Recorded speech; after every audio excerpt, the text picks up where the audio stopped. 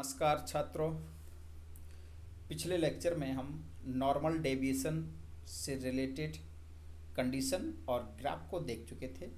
ये जो स्लाइड अभी स्क्रीन पर है इसको हम लोग ऑलरेडी कवर कर चुके हैं। नेक्स्ट जो आज हम पढ़ेंगे वो सबसे पहले फ्रैक्शनल डिस्टिलेशन क्या होता है, किस तरह से हम डिफरेंट बॉइलिंग पॉइंट या डिफरेंट वेपर प्रेशर के मिक्सचर को एक दूसरे से सेपरेट करते हैं, उसका एप्लीकेशन देखेंगे और फिर उसका यूज देखेंगे और दूसरे रियल सॉल्यूशन में।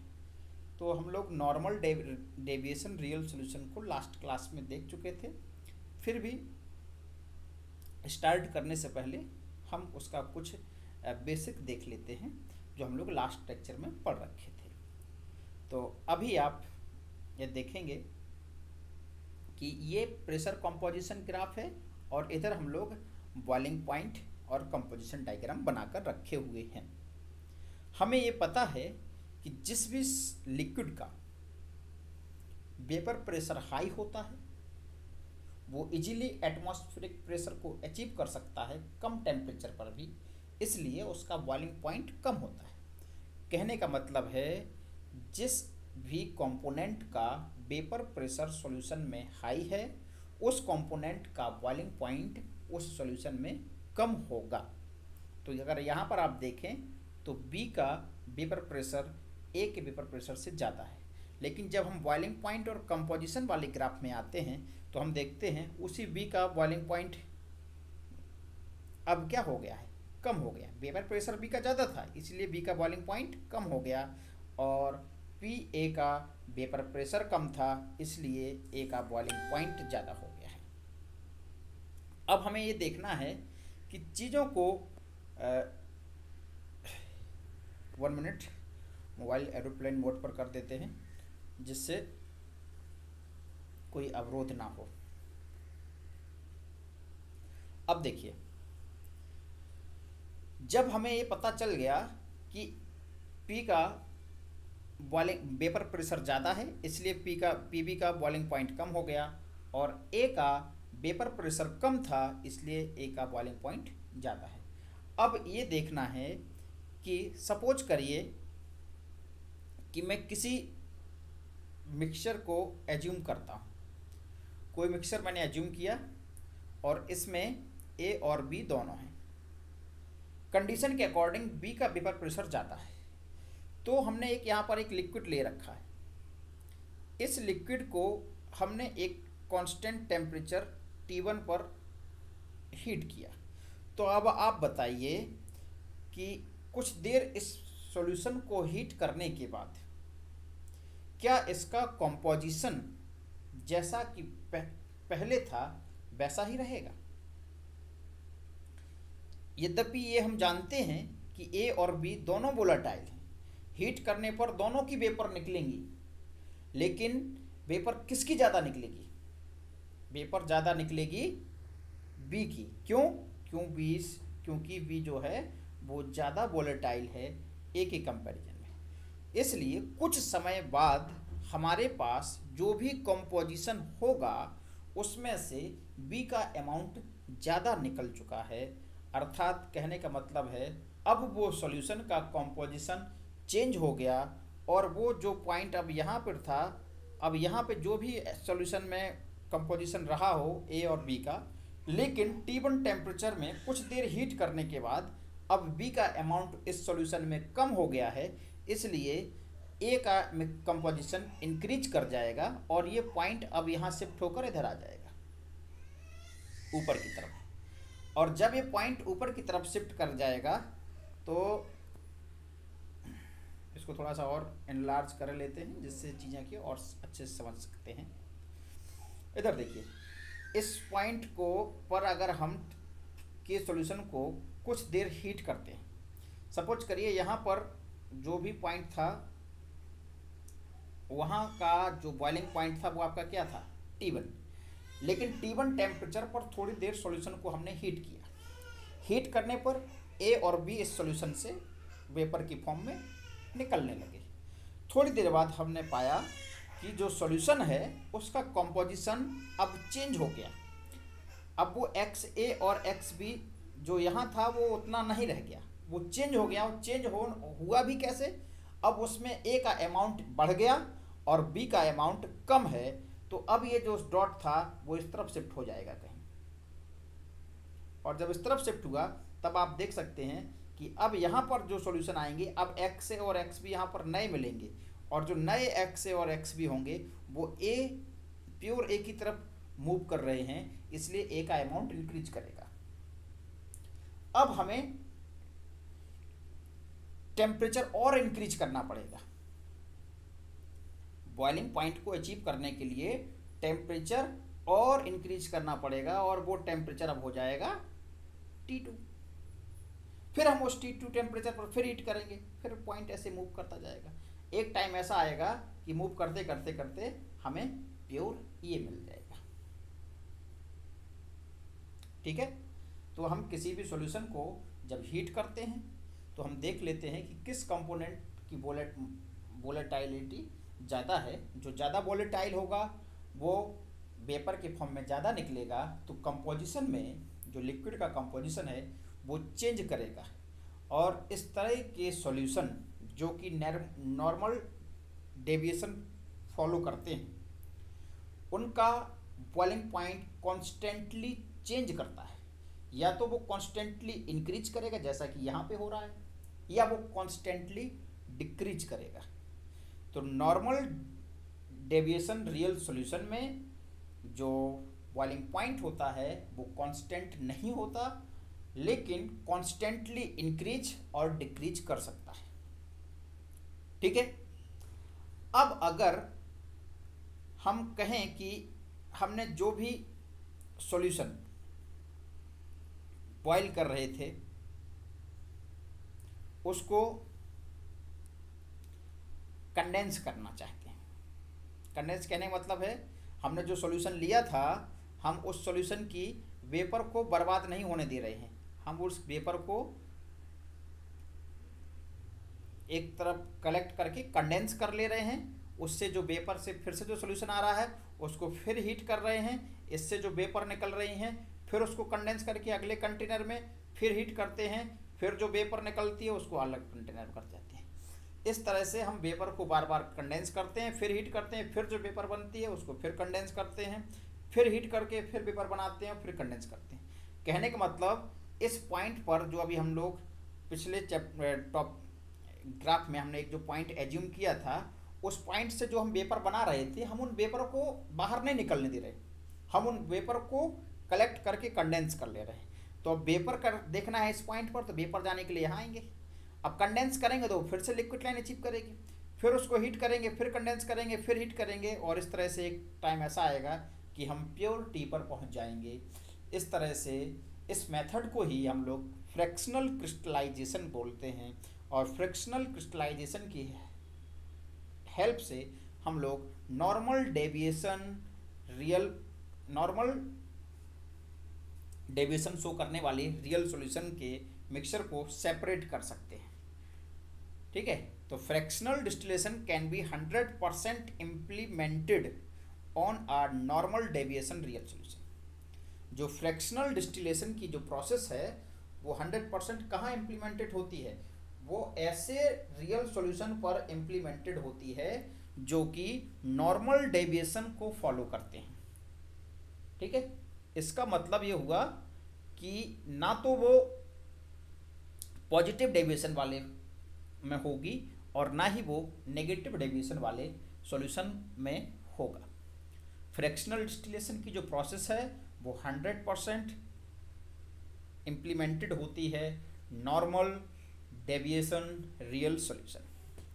तो अगर कोई आपसे कहता है fractional distillation is a property of which type of real solution, तो आपका आंसर होगा normal deviation real solution is applicable for the fractional distillation process. ये तो हुआ बात नॉर्मल डेविएशन का। अब हम आगे आते हैं, पॉजिटिव डेविएशन देखेंगे और फिर रियल डेविएशन और नेगेटिव डेविएशन देखेंगे। तो पॉजिटिव डेविएशन के जो सॉल्यूशन हैं, यहाँ जो कंडीशन है वो ये है कि इन सॉल्यूशन का डेल्टा एच ऑफ मिक्सिंग और delta we of mixing greater than 0 होता है। ठीक है, यहाँ पर जो डेल्टा एच मिक्सिंग है और डेल्टा वी मिक्सिंग है वो ग्रेटर देन 0 है, तभी हम उसको पॉजिटिव डेविएशन रियल सॉल्यूशन बोलेंगे। अब कंडीशन क्या है? कंडीशन ये होती है कि अगर आपके पास पॉजिटिव डेविएशन रियल सॉल्यूशन है तो उन दोनों सॉल्यूशन में जो ए और बी को हमने मिक्स करके एक सॉल्यूशन तैयार किया, और ये सॉल्यूशन हम बोल रहे हैं कैसा सॉल्यूशन है? पॉजिटिव डेविएशन सॉल्यूशन है। तो इस पॉजिटिव डेविएशन सॉल्यूशन में ए का जो वेपर प्रेशर है और जो बी का वेपर प्रेशर है वो राउल्ट लॉ को फॉलो नहीं करेंगे। राउल्ट लॉ क्या है? राउल्ट लॉ ये बोलता है कि किसी भी कंपोनेंट का जो वेपर प्रेशर है, सपोज करिए मैं बी कंपोनेंट की बात करूं, तो बी कंपोनेंट का जो वेपर प्रेशर होगा वो किसके इक्वल होगा? वो इक्वल होगा आपका mole fraction of A into pure vapour pressure, sorry mole fraction of V into P V not. ये फॉर्म आपका जो है वो राउल्ट लॉ के लिए एप्लीकेबल होता है। लेकिन इस केस में जो पी वी हैं और पी ए होगा वो ग्रेटर देन होगा, P A is greater than x A into P A not और P V is greater than x B into P V not. ठीक है, जो कि मैंने यहाँ पर आपको शो किया है। अब एक चीज़ और देख लेते हैं। यहाँ पर हमने जो एज्यूम किया है कि पी वी नॉट का जो वेपर प्रेशर है वो मैक्सिमम है और पी ए नॉट का जो वेपर प्रेशर है वो मिनिमम है। तो जो भी आपकी पॉजिटिव डेविएशन रियल सॉल्यूशन है उसमें कम से कम कोई एक ऐसा सॉल्यूशन जरूर होगा जो आपकी मैक्सिमम प्रेशर वैल्यू को, मैक्सिमम ऑफ प्योर को क्रॉस कर जाएगा। कम से कम एक ऐसा सॉल्यूशन होगा जो कि आपके मैक्सिमम ऑफ प्योर को क्रॉस कर जाएगा, तभी हम उस सॉल्यूशन को पॉजिटिव डेविएशन सॉल्यूशन बोलेंगे। क्लियर? अब देखते हैं जो मैंने अभी आपको बताया था लास्ट स्लाइड में कि यहाँ पर जो पी ए है और पी बी है वो राउल्ट लॉ को फॉलो नहीं करते हैं। चाहे कितने भी कंपोनेंट उस सॉल्यूशन में हों, सारे के सारे कंपोनेंट उस सॉल्यूशन के राउल्ट लॉ को फॉलो नहीं करेंगे। और किस वे में फॉलो नहीं करेंगे? उनका जो वेपर प्रेशर है किसी भी कंपोनेंट का वो राउल्ट लॉ के अकॉर्डिंग जो भी वेपर प्रेशर आता है उससे ज़्यादा ही होगा। तो पी ए और पी बी ये राउल्ट लॉ के साथ भी अगर हम इंडिविजुअल पी ए देखें या इंडिविजुअल पी बी देखें तो इनका इंडिविजुअल जो वेपर प्रेशर है वो भी पॉजिटिव डेविएशन शो करेगा, कम नहीं होगा, हमेशा ज़्यादा ही होगा। तो आप एक चीज़ ये भी बोल सकते हैं कि जो पॉजिटिव डेविएशन रियल सॉल्यूशन है उसमें जितने भी कंपोनेंट होंगे वो भी पॉजिटिव डेविएशन शो करेंगे। इंडिविजुअल कंपोनेंट का भी डेविएशन कैसा होगा? पॉजिटिव ही होगा। और हम ये नहीं कह सकते कि हम एक पॉजिटिव डेविएशन का कंपोनेंट ले लें और एक नेगेटिव डेविएशन का कंपोनेंट लेकर दोनों को मिक्स करके एक पॉजिटिव डेविएशन का सॉल्यूशन बना लें। तो अगर हमें पॉजिटिव डेविएशन सॉल्यूशन बनाना है तो हमारे पास ऐसे कंपोनेंट होने चाहिए जो इंडिविजुअली भी पॉजिटिव डेविएशन शो करते हैं। ठीक है, A B form a positive deviation real solution, then individually both A and B should also be positive deviation. यहाँ पर मैंने लैंग्वेज नोट कर दिया है, इसको आप नोट कर सकते हैं। अब अगर हम देखें पी बी को हम पहले से ही मोर वोलेटाइल लेकर चल रहे हैं तो इसमें कोई दिक्कत नहीं है। अगर ये आइडियल सॉल्यूशन होता, suppose it is a ideal solution, तो आपका जो ग्राफ है वो कुछ ऐसा आता, डायरेक्ट कनेक्ट करता वो पी ए को पी बी नॉट से, लेकिन ऐसा कुछ नहीं है। अब हम यहाँ पर जो ग्राफ आप देख रहे हैं, इस पीक पर अगर आप बात करें, इस पॉइंट से अगर हम लाइन खींच दें तो इसके ऊपर जितने भी सॉल्यूशन हैं सबका vapour pressure maximum of pure से क्या है, ज़्यादा है। तो ये कंडीशन आपकी किसकी के लिए सूटेबल हो गई? अगर कोई ऐसा सॉल्यूशन है कि उसमें कोई एक ऐसा सॉल्यूशन मिल जाता है जिसका vapour pressure maximum of pure से ज़्यादा है, तो वो आ जाता है किस कैटेगरी में? Positive deviation real solution. और इस पॉइंट पर जो मैक्सिमम पीक है, यहाँ पर वेपर प्रेशर क्या है आपका? मैक्सिमम है। और इस पॉइंट पर जो भी सॉल्यूशन का वेपर प्रेशर होता है, सॉल्यूशन का कंपोजिशन होता है, वो एक्स ए और वाई ए क्या होते हैं? दोनों इक्वल होते हैं। एक्स ए का जो मोल फ्रैक्शन है वो वाई ए के इक्वल होता है, और एक्स बी किसके इक्वल होता है? वाई बी के। कहने का मतलब यहाँ पर सॉल्यूशन में प्रेजेंट मोल फ्रैक्शन और वेपर में प्रेजेंट मोल फ्रैक्शन हैं जो कंपोनेंट के, वो एक दूसरे के क्या होते हैं? इक्वल हो जाते हैं इस मैक्सिमम वैल्यू पर। अगर हम इसी ग्राफ को जो वेपर प्रेशर और कंपोजिशन के बीच में है, अगर उसको हम ड्रा करें बॉइलिंग पॉइंट और कंपोजिशन के बीच में, तो लाइन थोड़ा सा चेंज हो जाएंगी। क्या होता है? जिसका वेपर प्रेशर ज़्यादा होता है उसका बॉइलिंग पॉइंट कम हो जाएगा, टी बी कम हो गया। पी ए का वेपर प्रेशर कम था तो टी ए आपका क्या हो गया? ज़्यादा हो गया। अब ये जो लिक्विड लाइन थी जिसका वेपर प्रेशर आपका क्या था? ज़्यादा था, तो अब उसका बॉइलिंग पॉइंट क्या हो जाएगा? कम हो जाएगा। तो इसलिए लिक्विड लाइन कहाँ आ गई? नीचे की तरफ मूव कर गई, और फिर आपका ऐसे ये वेपर प्रेशर बन गया। इस तरह से बॉइलिंग पॉइंट का जो ग्राफ होता है वो प्रेशर का जस्ट इन्वर्ट हो जाता है। लिक्विड लाइन नीचे आ गई, वेपर लाइन कहाँ चली गई? ऊपर चली गई। लेकिन जो हमने नॉर्मल डेविएशन में देखा था फ्रैक्शनल डिस्टिलेशन का प्रोसेस, अगर हम यहाँ पर वो करना चाहें, सपोज कर लेते हैं कोई लिक्विड पर हमने एक पॉइंट ले लिया, अब हमने इसको बॉयल किया तो ये T1 टेम्परेचर पर बॉयल हो गया। क्योंकि बी ज़्यादा वोलेटाइल था, पी बी ज़्यादा वोलेटाइल था, इसलिए यहाँ से बी ज़्यादा निकल जाएगा, तो उस बचे हुए सॉल्यूशन में ए का अमाउंट इंक्रीज करेगा। तो T1 को में अगर हम कुछ देर उसको बॉयल करेंगे तो थोड़ी देर बाद वो बॉयल करना बंद कर देगा, और अब उसका मिक्सचर शिफ्ट हो जाएगा दूसरी जगह पॉइंट। तो फिर हमें थोड़ा सा टेम्परेचर और इंक्रीज करना पड़ेगा या डिक्रीज करना पड़ेगा उसको बॉयल करने के लिए। तो ये वही प्रोसेस है, हम धीमे धीमे प्योर ए पर पहुंच जाएंगे। लेकिन अगर हम जो भी वेपर निकल रही हैं इन सॉल्यूशन को बॉयल करने पर, उनको हम उन वेपर को कंडेंस करके लिक्विड फॉर्म में लाते हैं, फिर बॉयल करते हैं, फिर कंडेंस करते हैं, तो जब वो इस पॉइंट पर आएंगी तो इस पॉइंट पर तो एक्स ए और वाई ए क्या है? सेम है। और जिस पॉइंट पर एक्स ए और वाई ए सेम है, कहने का मतलब सॉल्यूशन का मोल फ्रैक्शन और वेपर का मोल फ्रैक्शन सेम रहेगा, तो वो सेम तब रह सकता है जब पूरा का पूरा सॉल्यूशन एक साथ वेपराइज करे और फ्रैक्शन ऑफ सेकंड में एक साथ कंडेंस हो जाए। तभी यहाँ पर एक्स ए और वाई ए क्या होंगे? इक्वल होंगे, और एक्स बी और वाई बी इक्वल होंगे। अगर इस कंडीशन को मेंटेन करना है तो वो सॉल्यूशन एक साथ कंप्लीटली वेपोराइज करेगा और एक साथ कंप्लीटली कंडेंस करेगा। इस तरह के प्रोसेस में अब हम यहाँ से आगे और मूव नहीं कर सकते।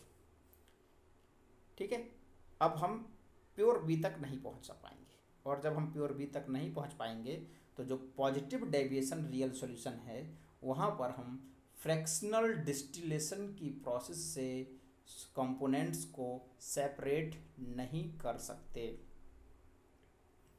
जैसा कि हम लोग नॉर्मल डेविएशन में कर पा रहे थे। यहाँ पे ऐसा नहीं कर पाएंगे। लेकिन यहाँ पर हमें एक चीज़ पता चल गया कि यहाँ पर टेम्परेचर आपका क्या हो जाएगा? मिनिमम टेम्परेचर रहेगा, और इस मिनिमम टेम्परेचर में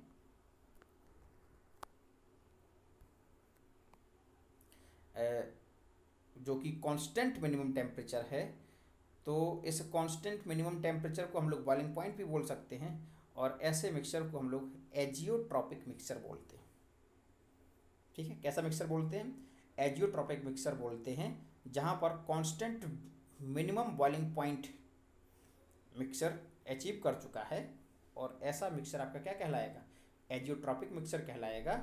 इस पॉइंट पर सॉल्यूशन एक साथ वेपराइज करता है और सडनली एक साथ क्या कर जाता है, कंडेंस कर जाता है। तो अगर आप इसके डेफिनेशन देखेंगे और कंडीशन देखेंगे तो ग्राफ से इजीली समझ में आ सकती हैं बातें। Fractional distillation is not possible in positive deviation real solution because we get constant boiling mixture. क्योंकि हमको क्या मिल जाता है, हमको एक ऐसा बॉइलिंग मिक्सचर मिल जाता है जिसका बॉइलिंग पॉइंट कांस्टेंट है। अब वो चेंज ही नहीं कर रहा है बिकॉज एक साथ सारा का सारा सॉल्यूशन वेपर में कन्वर्ट होता है और फिर वही वेपर तुरंत कंडेंस होकर सॉल्यूशन फॉर्म में आ जाती है। तो ऐसे कांस्टेंट बॉइलिंग पॉइंट मिक्सचर को हम लोग क्या बोलते हैं, एजियोट्रॉपिक मिक्सचर बोलते हैं। Because we get constant boiling point mixture which is a azeotrope mixture. एक एग्जाम्पल देख लेते हैं एजियोट्रॉप मिक्सचर का। 95% एथेनॉल प्लस 5% H2। अगर कोई ऐसा सॉल्यूशन है जिसमें 95% एथेनॉल हो और 5% उसमें H2O हो, तो उस केस में भी आप एजियोट्रॉपिक मिक्सचर को अचीव कर सकते हैं। कहने का मतलब है हम 100% प्योर एथेनॉल गेन नहीं कर सकते। अगर हमने वाटर के साथ उसको मिक्स कर दिया है तो हम उसको कितना भी सेपरेट कर लें, एक पॉइंट ऐसा आएगा जो एजियोट्रॉप मिक्सचर होगा और उस एजियोट्रॉप मिक्सचर में 95% एथेनॉल होता है और 5% वाटर। तो प्योरेस्ट जो एथेनॉल हमारे पास होगा वो 95% प्योर हो सकता है। ठीक है, ठीक वैसे ही नेगेटिव डेविएशन भी देखना है। नेगेटिव डेविएशन की कंडीशन जस्ट रिवर्स है। पॉजिटिव डेविएशन में डेल्टा एच और delta we mixing greater than zero थे, यहाँ पर लेस देन जीरो होंगे। फिर से हमारे पास दो सॉल्यूशन हैं ए और बी, और इन दोनों सॉल्यूशन को जब हम मिक्स कर कर एक सॉल्यूशन बना रहे हैं तो अब ये आपका ये इंडिविजुअल कंपोनेंट थे और ये आपका सॉल्यूशन हो गया ए और बी का। यहाँ पर कंडीशन ये है कि यहाँ पर जो इस सॉल्यूशन का टोटल वेपर प्रेशर है पीटी, वो कम से कम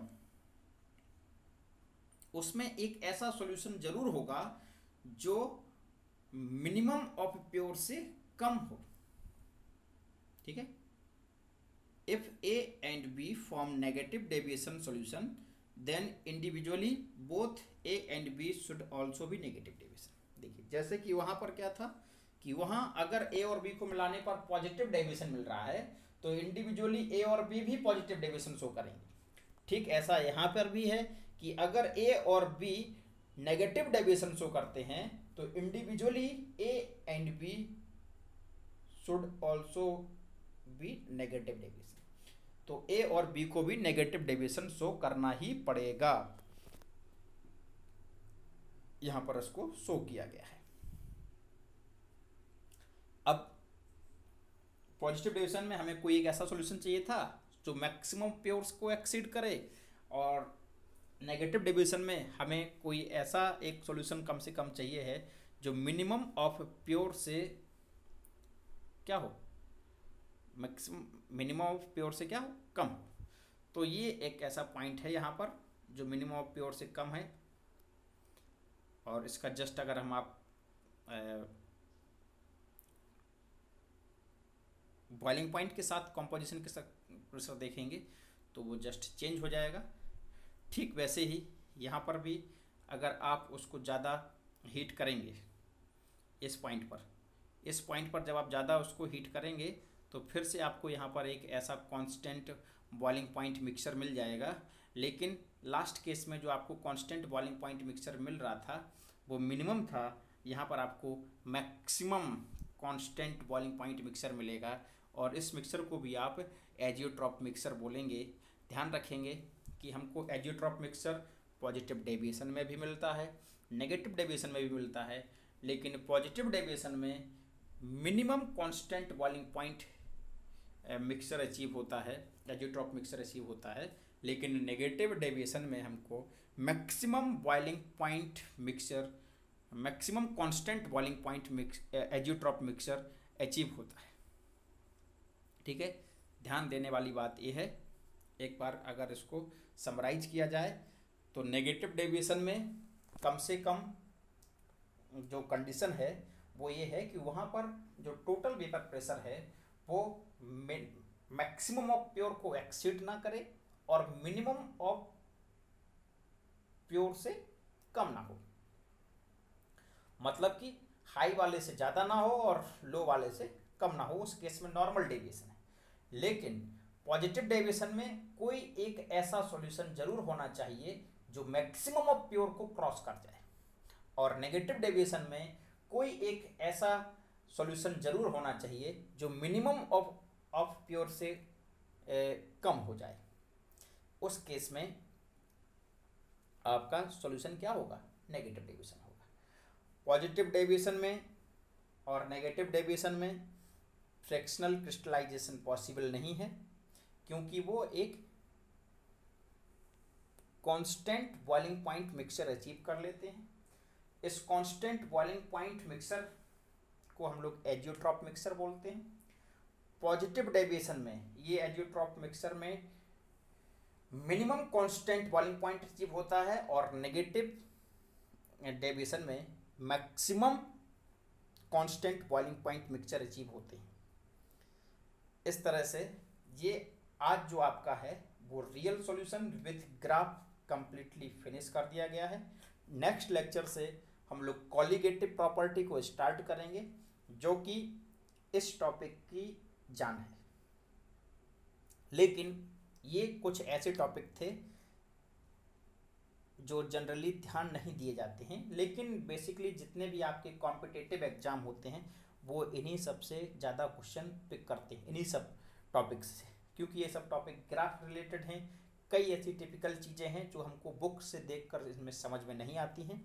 मैंने प्रयास किया है आपको समझाने का, और अगर कहीं भी कोई दिक्कत आती है तो आप मुझे मेरे व्हाट्सएप नंबर पर कांटेक्ट कर सकते हैं। धन्यवाद।